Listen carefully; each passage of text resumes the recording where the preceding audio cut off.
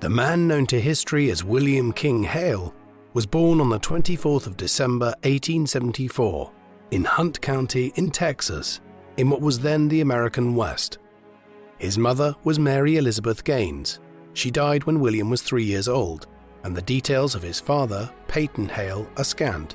Indeed, very little is known about William Hale's family background and early life at all. However, he did have an older sister by the name of Martha, who went by the diminutive name Mattie, and who would later marry Walter Burkhart.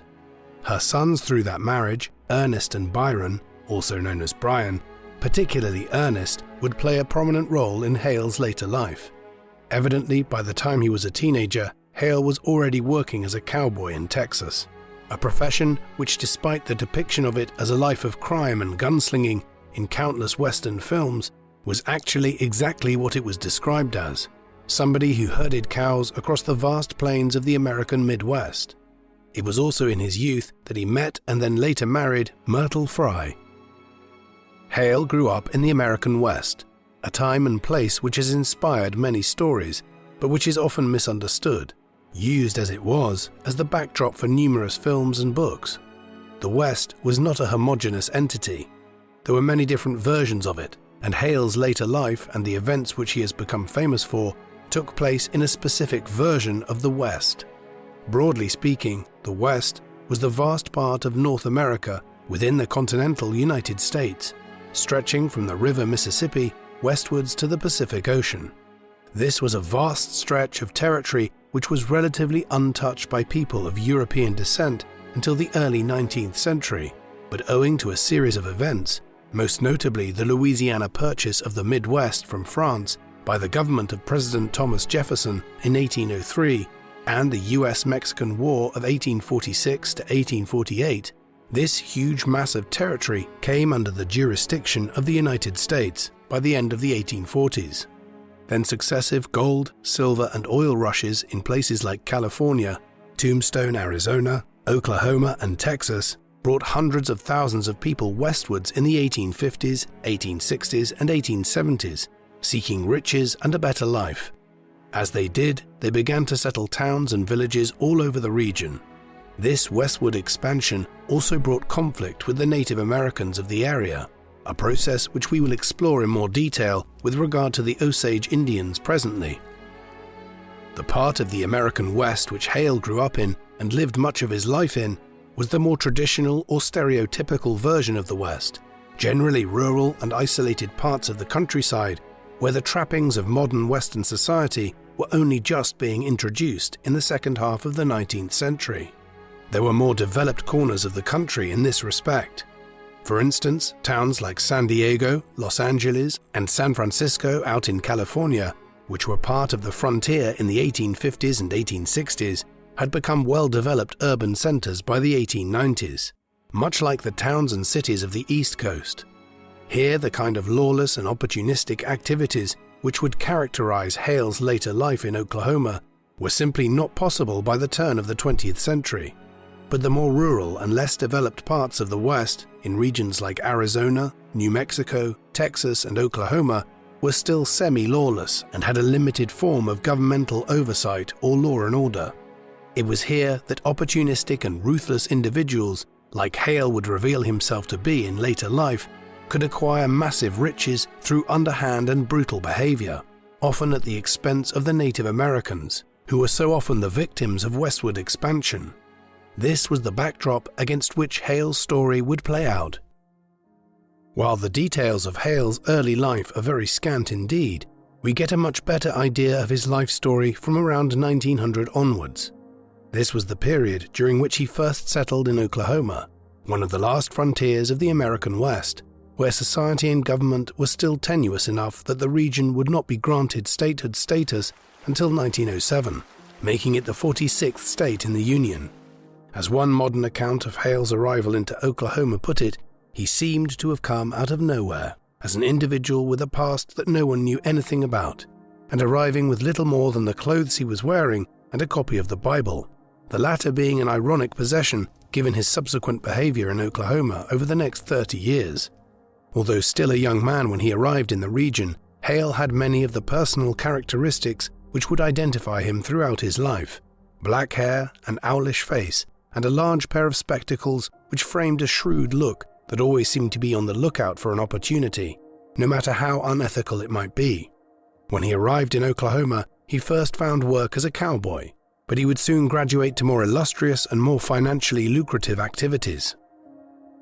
The region which Hale moved to at this time was named after the Osage Indians, a Native American people who lived here in great numbers. Osage is an English rendering of the original name the French gave to the Native American tribe called the Neoconska, meaning people of the middle waters, which dominated parts of the Ohio River Valley and the Mississippi River Valley when the French first began establishing trade stations along the course of these riverine routeways in the 17th century. The Osage dominated much of what is now Ohio and the surrounding regions by the 18th century, but their history here went back over 2 millennia to when the mound-building cultures of the American Midwest and South had first begun to flourish in a vast region from Texas east to the Atlantic Ocean. But like all their brethren further to the east, the Osage came under increasing pressure from the United States from the late 18th century onwards. As this occurred, there were growing drives to transplant the natives of regions like Ohio, Alabama, and Tennessee, into which the US wished to expand further westwards, to land which was deemed to be unoccupied. The most infamous example of this was the Trail of Tears, when 60,000 people from several native groups were forced west of the Mississippi from places like Tennessee and Alabama in the 1830s by the government, leading to the deaths of thousands. The Osage soon fell prey to such a scheme themselves. Indeed, they were involved to some extent in the removals of the 1820s and 1830s, while they were also devastated by a smallpox pandemic which ravaged native populations all across North America in 1837 and 1838. Many of them ended up in places like Kansas, but others tried to remain on their ancestral lands in Ohio and fight the US government as part of the Indian Wars of the mid-19th century, which focused primarily on the Sioux and Lakota Indians, further to the northwest, in what are now the Dakotas and Montana. Some Osage were hired by the US government at this time as scouts to help the Americans map out and explore the area, but others continued to resist. By the 1870s, though, it was becoming clear to the Native Americans across the continent that they were fighting a lost cause. Many were corralled into reservations, but some managed to strike deals with the government in Washington for their lands. The Osage were one of the better arbiters in this respect, and managed to acquire enough financing that they were in a position to buy their own reservation lands, thus ensuring a degree of self-determination in their own affairs. This was located in the north-central region of what was then known as the Oklahoma Territory. It consisted of a 1.5 million acre plot of land and is coterminous with Osage County in the state of Oklahoma today. It was to this region that Hale gravitated some years later. The events which followed would not have occurred had Oklahoma not turned out to be such an oil-rich region. Today, other parts of the United States are synonymous with oil. California, for instance, had its oil boom from the 1870s onwards, which produced much of the wealth which later went into building up Hollywood, while Texas is regarded as the heart of American oil country. But in reality, back in the late 19th and early 20th centuries, Oklahoma was the thriving heart of the oil industry in the United States. There was more oil by far being produced here per square mile than any other region in the country, and the Osage soon discovered that they were sitting on quite a lot of it. In 1894, the first discovery of large oil deposits were made under the lands owned by the Osage. While the Osage were not in a position to begin exploiting the reserves themselves, they were soon in contact with oilmen who had experience in laying down oil wells and extracting the energy in large quantities. Some of this was through the intercession of Henry Foster and Edwin B. Foster, two oilmen operating out of Kansas. They were looking to turn a profit themselves, but as the Osage owned the vast land on which the oil was sitting, it was clear that the natives were soon to become wealthy if they struck a good deal with those who would take it out of the ground. In the mid-1890s, an agreement was worked out between the Fosters, the Osage, and the Bureau of Indian Affairs. The latter was a government body, and despite the often brutal treatment of various Native American groups by the US government, In the century between US independence and the end of the Sioux Wars, by the late 19th century, Washington often did act in ways which aimed to treat groups such as the Osage with a modicum of respect, and in the events which would follow, it was the government which eventually acted in defense of the Osage.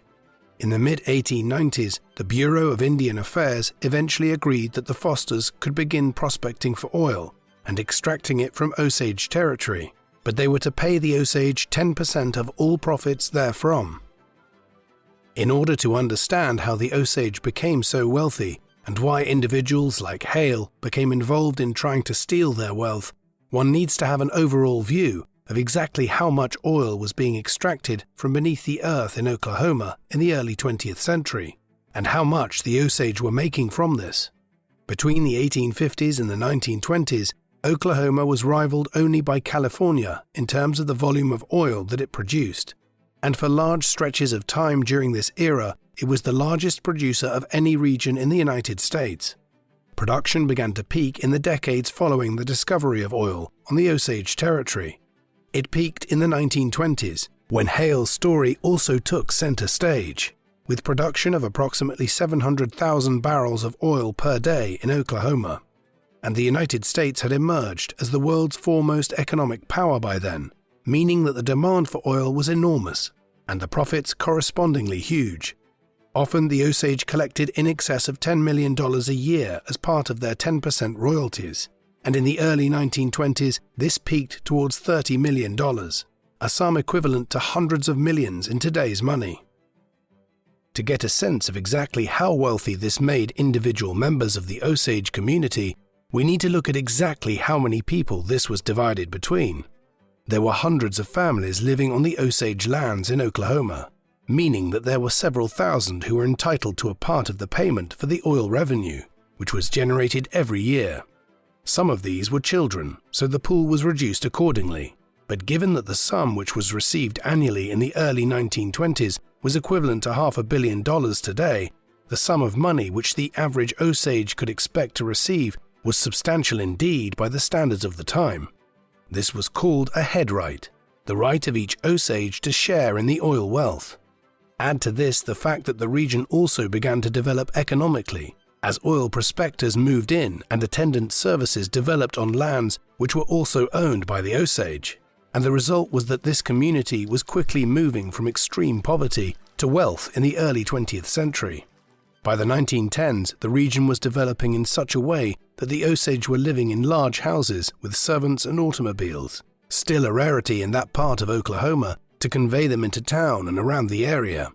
This was a version of early 20th century America where society was turned on its head. It was the Native Americans who were wealthy here, and the average American of European extraction that was cleaning their homes and buying in luxury commodities to the region for them.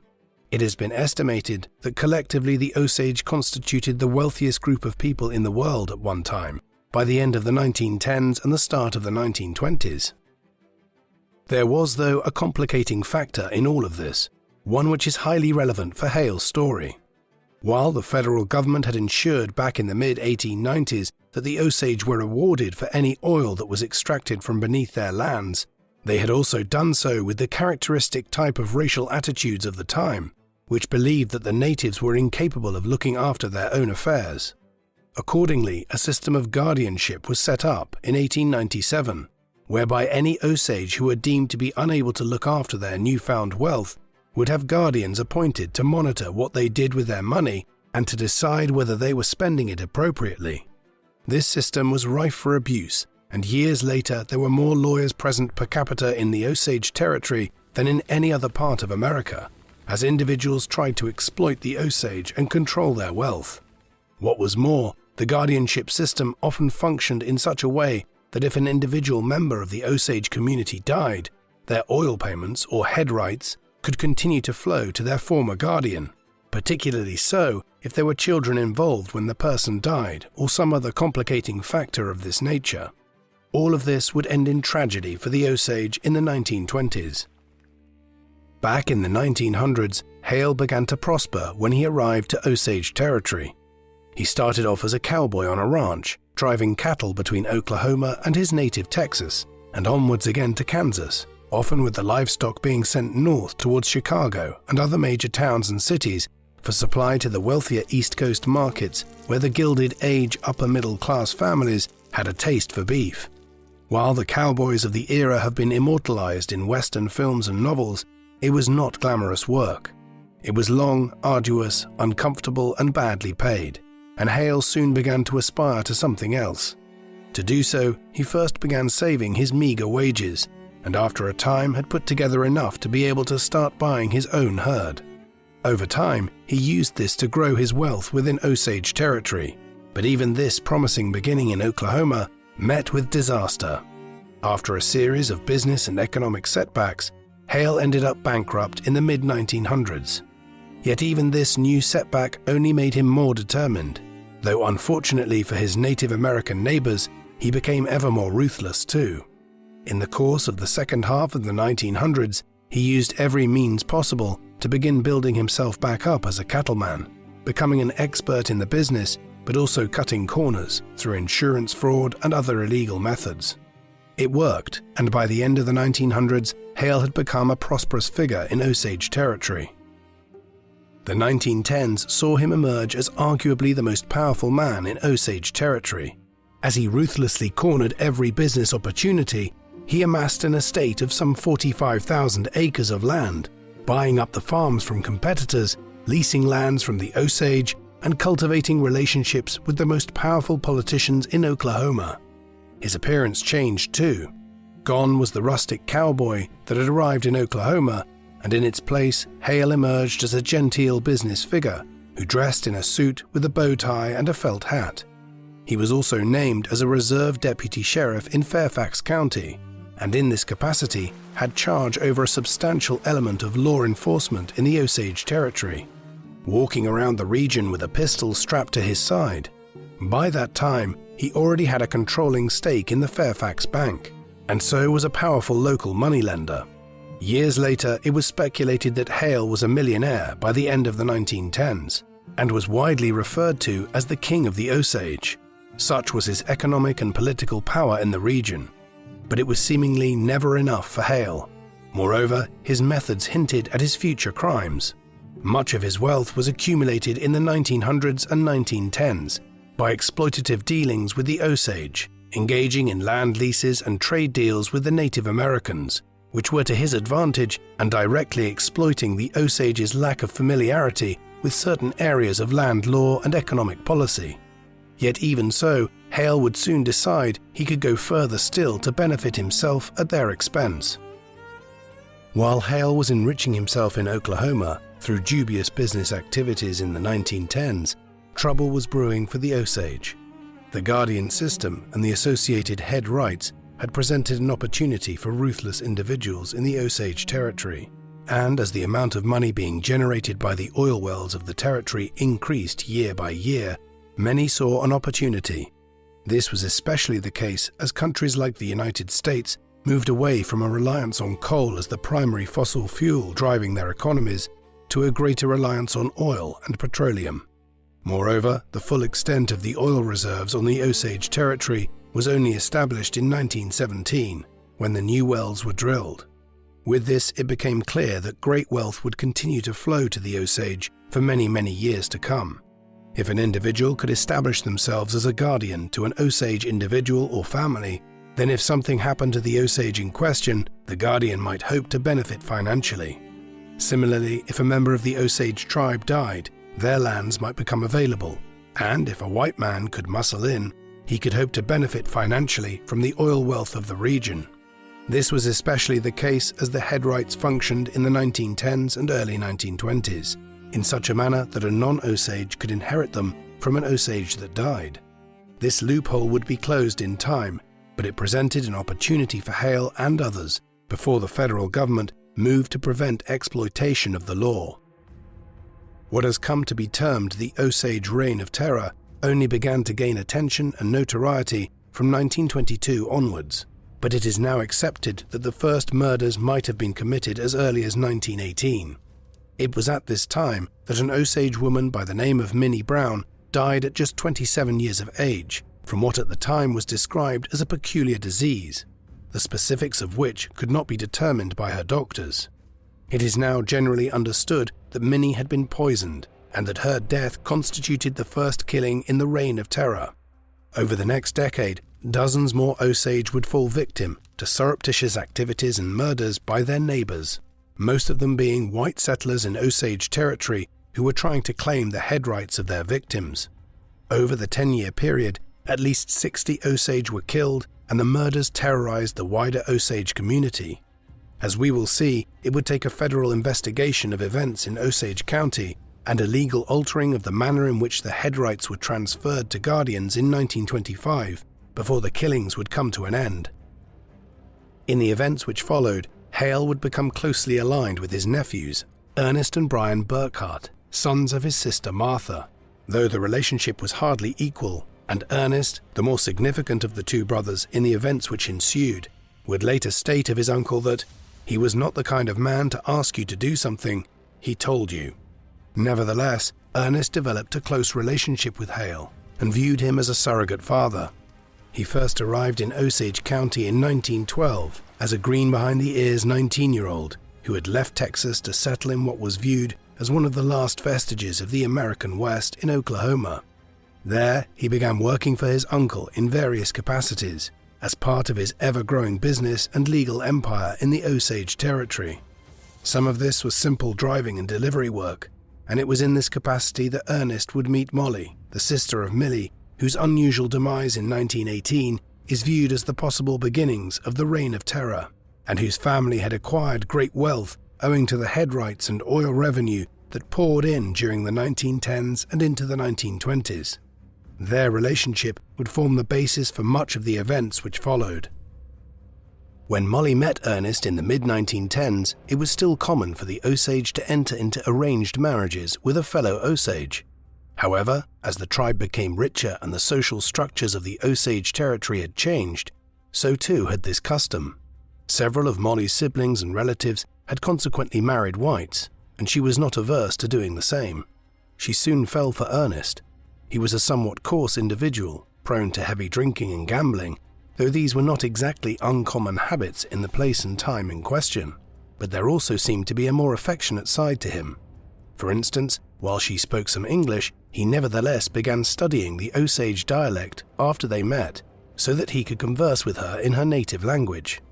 He also brushed aside the mockery which was directed at him by his friends for forming a relationship with a Native American woman, while when she was sick, which was regularly owing to suffering from diabetes at a time when the condition was not as treatable as it is today, he cared for her. All of this seemed to win her over. In 1917 they married, and in the years that followed they started a family, with a daughter Elizabeth arriving first, followed by a son named James. Their relationship is an enigma, and to this day it remains unclear whether Ernest genuinely cared for Molly at first, or whether the entire union was an elaborate deception which he concocted under the guidance of his uncle over a period of many years.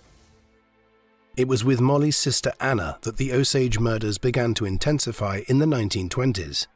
Anna had developed a somewhat problematic personality by this time, specifically concerning her tendency to drink excessively.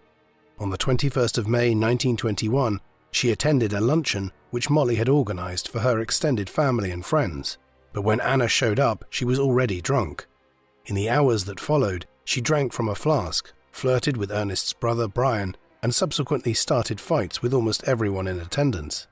Eventually, she managed to sober up after several hours, and Molly sent her home with Brian. It was the last time the sisters saw each other. 6 days later, some squirrel hunters found her body in a desperate state of decomposition in some boggy water near the road between Fairfax and Pawhuska. Molly was called upon to try to identify the bloated corpse, but could only do so through the gold fillings in her teeth.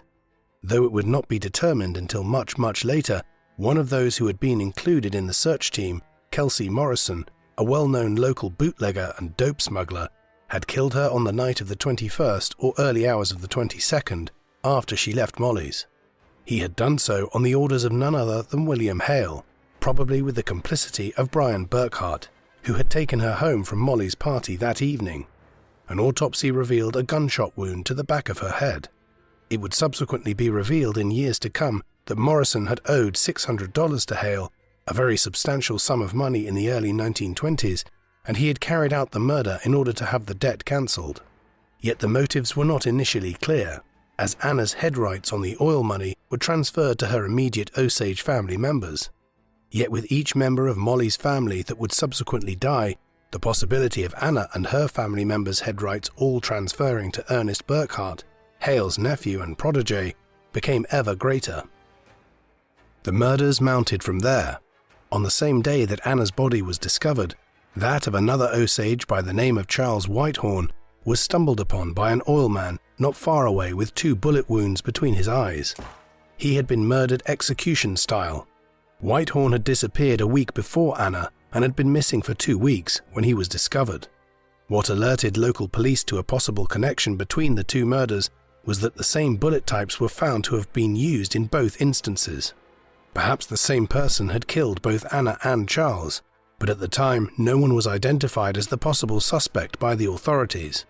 Molly argued strongly with the local police for them to investigate her sister's disappearance and murder more concretely, but such was the attitude at the time to the Native Americans that they effectively refused to do so.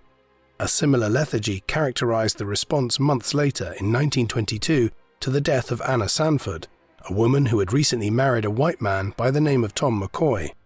Anna was not found murdered in cold blood like Anna Brown or Charles Whitehorn, but her death was suspicious and is believed to have been an instance of poisoning.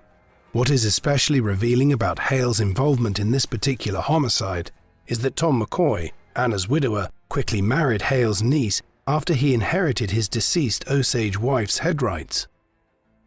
The next major victim to which Hale can be connected was George Bighart.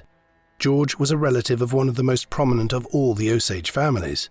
James Bighart, for instance, had been a chief of the Osage in the 1890s and 1900s, a man who spoke 7 languages, including French and Latin, and who wore a suit and tie, realizing that the best way to beat the government and white man in their land grabs, as the American frontier was closing in, was to match them at their own game. George was James's nephew. In 1923, at 46 years of age, he was mysteriously taken ill in Osage territory and was sent to Oklahoma City to a hospital there. It now seems relatively clear that Bighart was given some poisoned whiskey to drink, and this killed him in the hospital shortly after he arrived there. But this was not before he disclosed some secret information regarding his own circumstances and the deaths which were occurring amongst the Osage to a white attorney by the name of W. W. Vaughn, while George was on his deathbed.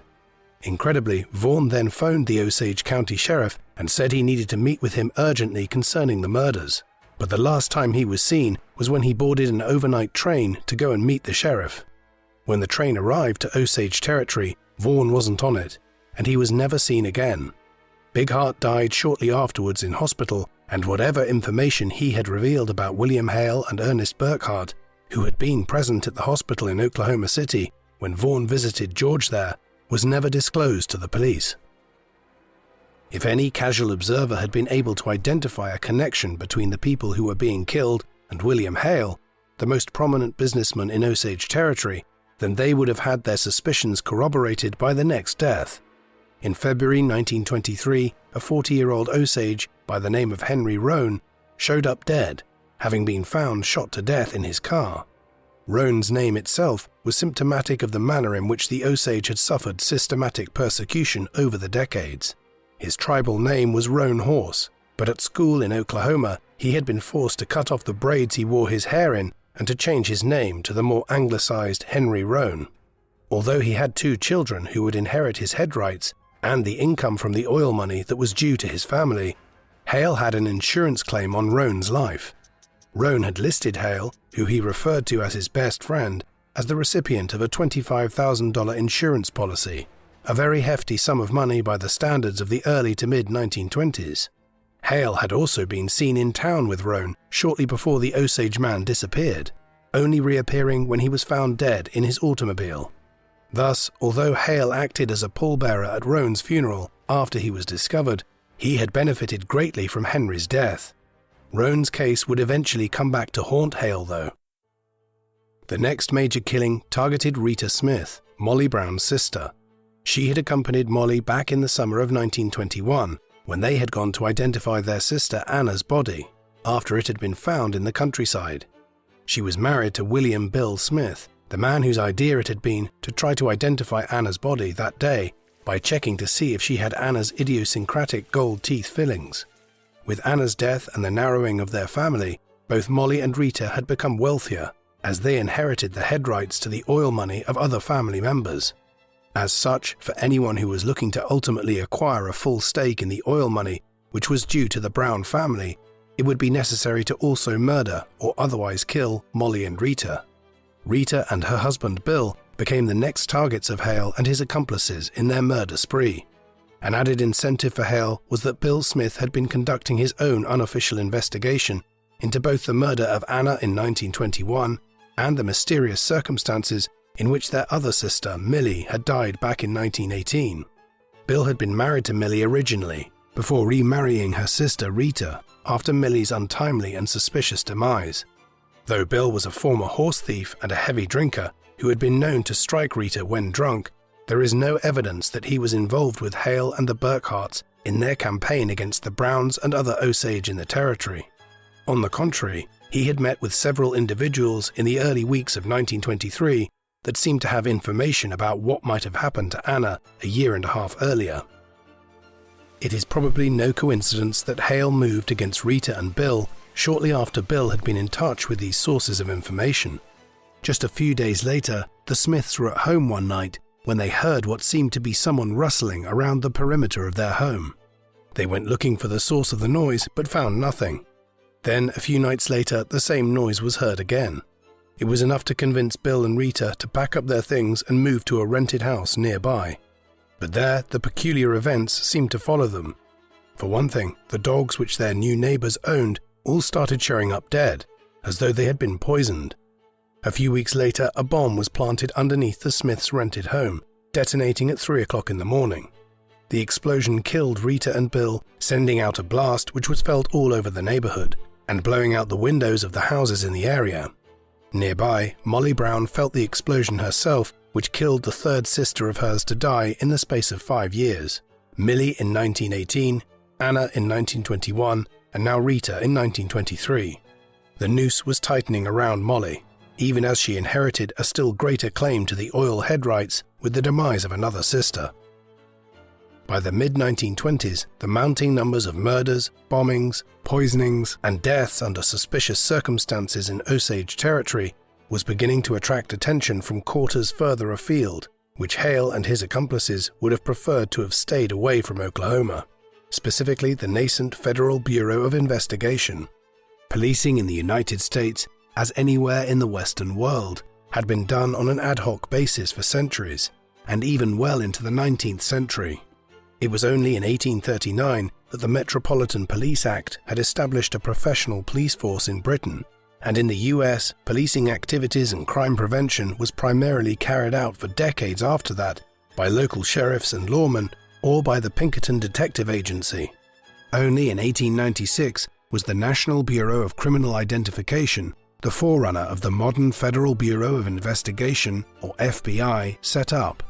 Its remit was expanded in the years that followed as anarchist and labor movements created the perception of social unrest across America, with the Bureau of Investigation then established in 1908 by President Theodore Roosevelt. It would finally manifest into the modern FBI in the early 1930s, as J. Edgar Hoover tried to crack down on criminality at the end of Prohibition. But by then the institution had developed extensively, in considerable part owing to investigations such as that which was led by Bureau Agent Tom White in Osage Territory in the mid-1920s. Tom White was born in Texas a few years after Hale. He was the son of a local lawman, Robert Emmett White, and moved into the same field when he came of age, joining the Texas Rangers in the 1900s before becoming a special agent for the Santa Fe Railway Company and the Southern Pacific Railroad in the 1910s. Thereafter, he became a Bureau of Investigation officer.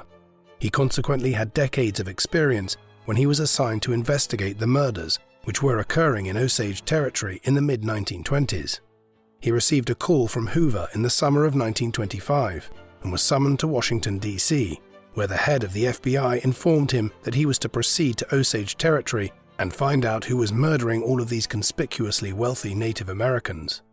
In taking over the Oklahoma field office, White was assuming a position which was generating more crime per capita than any other field office run by the FBI. As such, when he arrived to take up the position there in late July, he had extensive work to do. But White was determined, and within weeks he had reviewed dozens of case files and was coming to some initial conclusions. There was no pattern to these murders, such as one might expect from a serial killer or a single individual. Clearly, there was more than one person involved, and given the wealth and status of many of the victims, there was a clear motive. Whoever was killing the Osage was doing so for their money. White's investigations would soon lead him to the Burkharts and then to William Hale. Meanwhile, in Washington, Congress decided in 1925 to pass a law banning anyone who was not at least half Osage from inheriting the head rights of an Osage when they died. Thus, in the nation's capital, it was clear to many what was really at the root of what was happening far away in Oklahoma. White's investigations into the events occurring in Osage territory began just as Hale's great plan to capture the wealth of the Brown family was about to come to fruition. With her 3 sisters dead, Molly Brown was now the recipient of a great amount of oil money coming from Osage head rights. Should she die, her payments would begin accruing to her children, who were William Hale's great nieces and nephews through his being the uncle of her husband, Ernest Burkhart. It appears, though, that Hale and Burkhart were anxious to avoid Molly's demise coming about through as clearly suspicious circumstances as had occurred with Anna in 1921 or Rita in 1923.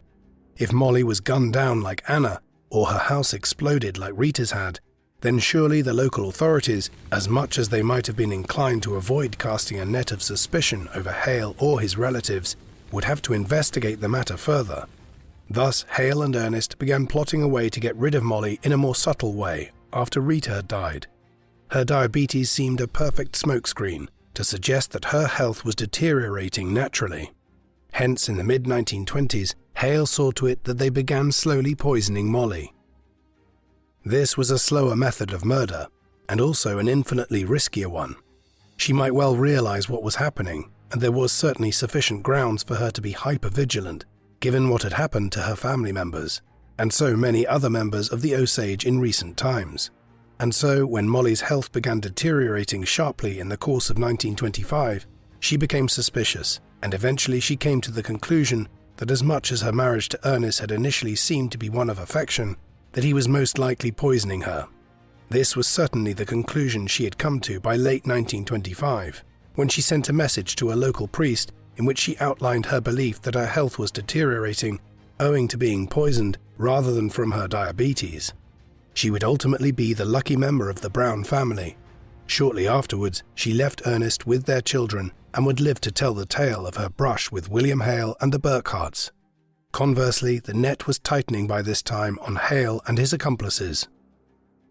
When Tom White had acquainted himself sufficiently with the evidence concerning the murders of the Osage in the 1920s, he began to focus on one case in particular, the murder of Henry Roane back in the spring of 1923. Roane's case was especially suspicious, given that Hale had only recently taken out a $25,000 insurance claim on his life. This clearly created a certain amount of circumstantial evidence, but there was no direct evidence, such as eyewitnesses or a murder weapon, that could clearly link Hale to the murder. However, it raised enough suspicions for White to place Hale at the center of a vast conspiracy to collect Osage head rights, with the murder of Molly's family members over a period of years from 1918 onwards being the central plank of Hale's conspiracy. This conclusion led him to begin looking at Ernest Burkhart, Hale's nephew, who had married Molly many years earlier, and the man who, if anything happened to her, would now acquire a huge controlling interest over the many head rights which had fallen to Molly. It was this which led White to begin investigating both Hale and the Burkharts, and Ernest would prove to be the weak link. By the dawn of 1926, White had acquired enough evidence to issue a warrant for the arrest of Hale and Ernest for the murders of Rita and Bill Smith. Hale absconded and could not be located when the arresting officers went for him on the 4th of January, but Ernest was picked up and taken in for questioning. In the meantime, Hale presented himself to federal agents and calmly protested his innocence.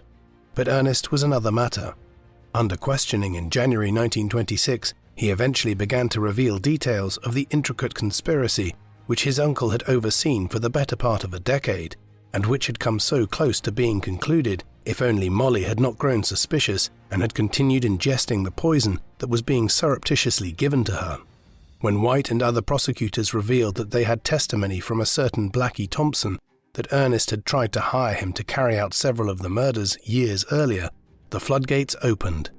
Ernest revealed that he had married Molly many years earlier on Hale's directive, that he should be in a position to collect the many head rights which would be accruing into her hands as her family members kept dying. Thus did he implicate his uncle. In the weeks that followed, Ernest was placed on trial and was sentenced to a reduced term in prison in return for his cooperation in prosecuting Hale. Hale's trial soon followed. It became a circus as Ernest refused to deliver on his promise to testify against his uncle and instead agreed to testify in his defense. Meanwhile, Burkhart also tried to sue the government for extracting a confession from him under duress. Other witnesses and individuals allegedly implicated in the various murders either pulled out of testifying or refused to cooperate, as Hale began trying to pull strings to intimidate anyone that was possibly going to proceed against him. At one point, even Ernest came to the conclusion that his uncle was trying to have him killed before he could testify against him. Eventually, Ernest flipped again and did testify against Hale in his first trial, which was held in Guthrie from late July 1926 onwards. But such was the convoluted nature of the evidence and overlapping conspiracies, as well as Hale's influence in the wider region, that the jury, when it finished deliberating on the 25th of August, returned a hung verdict and a mistrial was declared. The government and the Bureau were not going to let matters slide. By the autumn of 1926, too much was riding on the result of the investigation back in Washington, and Hoover ordered that Hale and his accomplices were to be prosecuted in any way possible. As a consequence, a grand jury indicted Jim Springer, Hale's attorney, on the grounds that Hale had sought to intimidate several witnesses in his client's initial trial. With this, a second trial commenced in October 1926, one which was short-lived and resulted in a guilty verdict just 9 days later. Hale was sentenced to life in prison at Leavenworth Prison in Kansas, ironically a penitentiary where Tom White, the federal investigator who led the Osage investigations, would soon be appointed as warden. Yet even then, Hale managed to exploit several legal loopholes to try to wriggle free, successfully disputing the results of his second trial on the basis that he was tried in the wrong district court within Oklahoma. In the end, it would take a third trial, this time prosecuted in a federal court, before Hale was finally definitively sentenced to life in prison in January 1929. Justice had been slow in coming, but at last, 11 years after the first murder had been committed, with the poisoning of Millie Brown, Hale entered Leavenworth with a lifetime sentence. He would be out in under 20 years. Ultimately, the conviction of Hale and the Burkharts and their accomplices was just the tip of the iceberg. While Hale had doubtlessly been the most prominent individual when it came to carrying out the murders of the Osage, there were many others who were acting independently of him. In fact, while the official murder rate of the Reign of Terror stands at about 60 people, David Grann, in his award-winning book on the topic, Killers of the Flower Moon, cites Louis F. Burns, a leading historian on the Osage murders, who claimed there were probably hundreds of killings, many of them recorded as accidents or people who died under mysterious circumstances after unusual illnesses. For instance, Kelsey Morrison, a man who was probably involved in the murder of Anna Brown, was possibly also involved in several other poisonings in the 1920s, which were never investigated as murders. He subsequently married Tilly Stepson, an Osage woman whose husband had been poisoned in 1922. She in turn became suspicious of Kelsey when she overheard him talking about the use of strychnine as a poison, but before she could divorce him and remove her 2 Osage children from his guardianship, she too died under suspicious circumstances.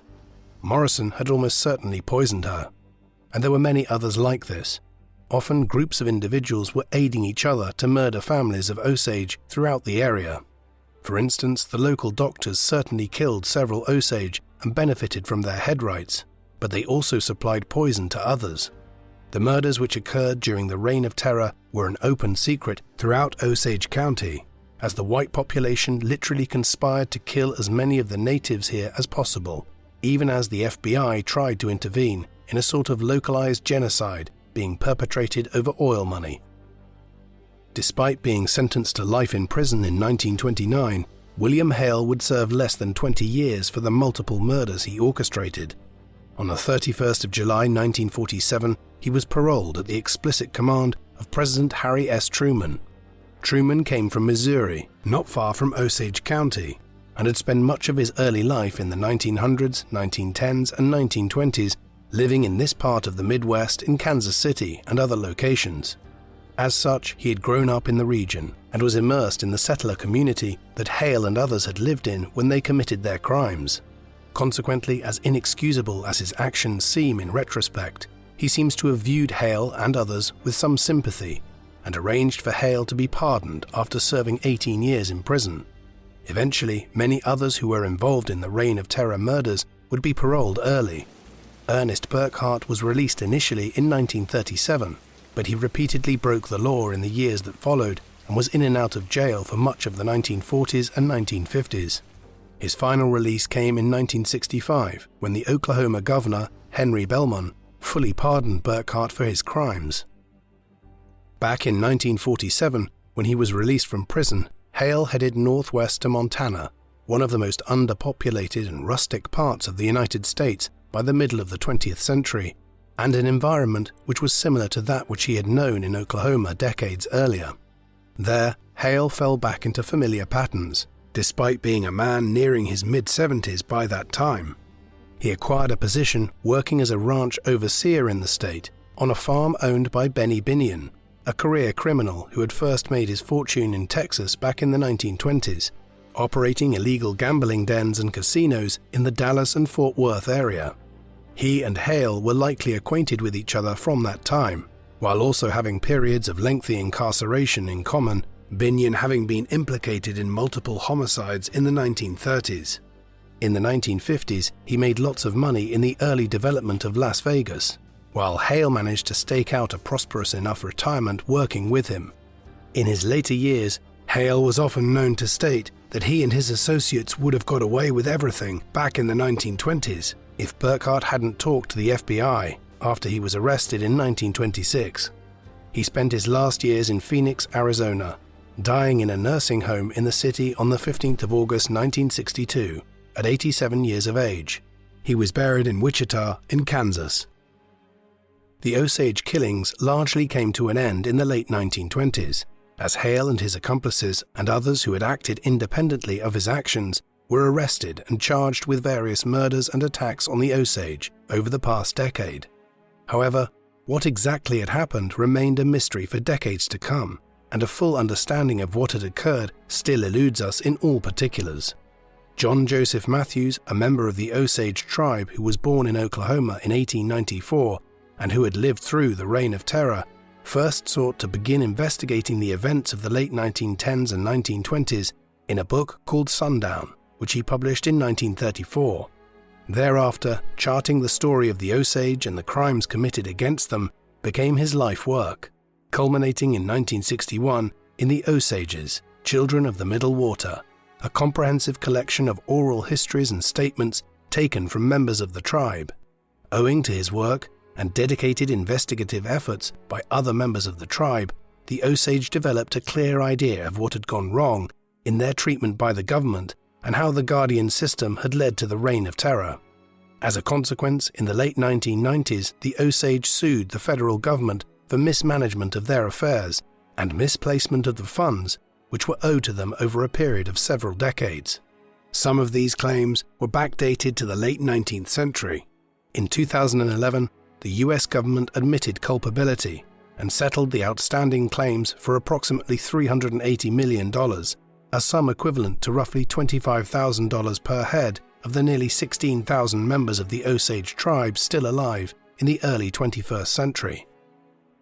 The story of the Osage, the Reign of Terror, and the role of William Hale in it has been most notably explored by the investigative journalist David Grann in his 2017 book, Killers of the Flower Moon. Grann drew on other studies by figures like Matthews and Lawrence Hogan, but also conducted new research which led him to speculating about who was responsible for some of the unsolved murders.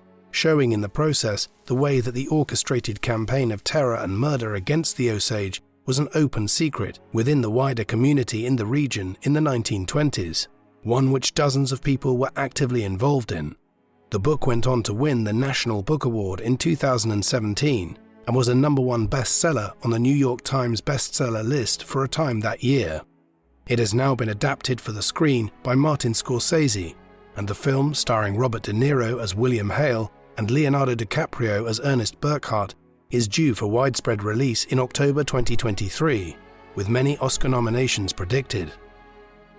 Although the events surrounding the Osage Reign of Terror remain clouded in mystery today, what is clear from what has been revealed by studies by Gran and others is that Hale was central to the attacks on the Osage in the 1920s.